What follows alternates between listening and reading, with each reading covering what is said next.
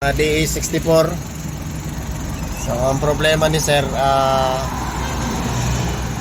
ang ilaw, ang power steering, musiga sa matugay sir, no? Tapos pag tinapakan ng brake, yan, sign sa signal light, nasusuplayan siya, pero ibig sabihin yan shorted. So pinagawa ni sir ay nag-welding lang. So siyempre ang baterya, basic na mga check natin kung maluwag. Pero ang problema sir, ground. Yan. So baka na-encounter nyo eh. Yan, putol ang ground. Dahil sa welding yan.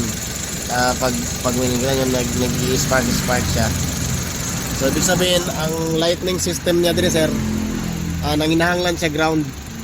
Short siya sa ground. Siyempre ang ground sa makina diretso sa battery, ang sa body niya mo ni naga-supply kini dire. So karon sige ito muna ako nga ni ba.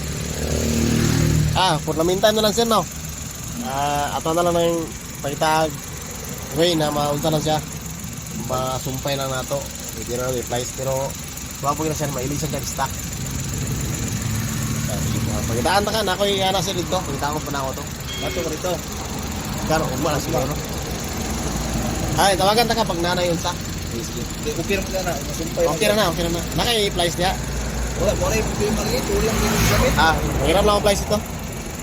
Block ka talaga kung sa ay naalis so ako na. Sige sir. Magkita sa kung sa dito. So ayan guys, na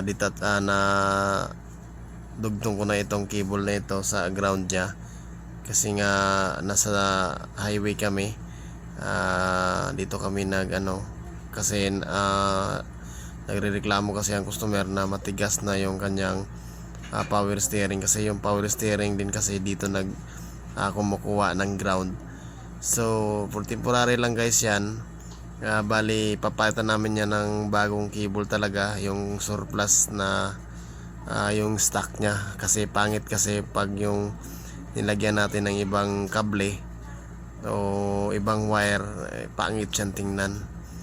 Okay naman yon, pero sa stock lang tayo guys, kasi maganda siyang tingnan at saka hindi. So ayan guys, okay na ito at problem solved na.